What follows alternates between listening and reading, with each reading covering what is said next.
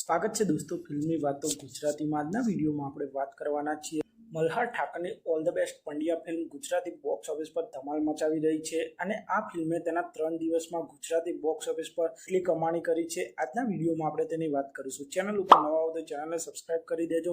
All the best Pandya એક family drama film છે। આ ફિલ્મ 14 માર્ચ 2025ના રોજ એટલે કે ધૂળેટીના દિવસે આ ફિલ્મ સિનેમાઘરોમાં રિલીઝ થઈ હતી। આ ફિલ્મમાં મલ્હાર ઠાકર, દર્શન જરીવાલા, વંદના પાઠક, યુક્તિ રાંદેરિયા જેવા કલાકાર જોવા મળ્યા હતા અને ઓલ ધ બેસ્ટ પંડ્યા ફિલ્મને દર્શકો દ્વારા ખૂબ જ પસંદ કરવામાં આવી હતી અને મલ્હાર ઠાકરની 3 એક્કાની સફળતા બાદ તેમની લાંબા સમય બાદ કોઈ ફિલ્મ બોક્સ ઓફિસ પર આ રીતે પરફોર્મ કર્યું છે। આપ શું જાણતા જ હશો મલ્હાર ઠાકરની લાસ્ટ ફિલ્મો જેવી કે લગન સ્પેશિયલ, વેનીલા આઈસ્ક્રીમ, લોચા લાપસી જેવી ફિલ્મો બોક્સ ઓફિસ પર જોવે તેવું પરફોર્મ કર્યું નહોતું અને ઘણા લાંબા સમય બાદ મલ્હાર ઠાકરની all the best Pandya film તેમની એક કમબેક ફિલ્મ સાબિત થઈ છે। મલ્હાર ઠાકરની ઓલ ધ બેસ્ટ પંડ્યા ફિલ્મે તેના સૌ પ્રથમ દિવસે એટલે કે ધૂળેટીના દિવસે આ ફિલ્મે 1 કરોડ 10 લાખની કમાણી કરી હતી।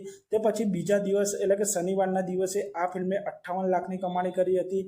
તે પછી ત્રીજા દિવસે એટલે કે રવિવારના દિવસે આ ફિલ્મે 84 લાખની કમાણી કરી હતી।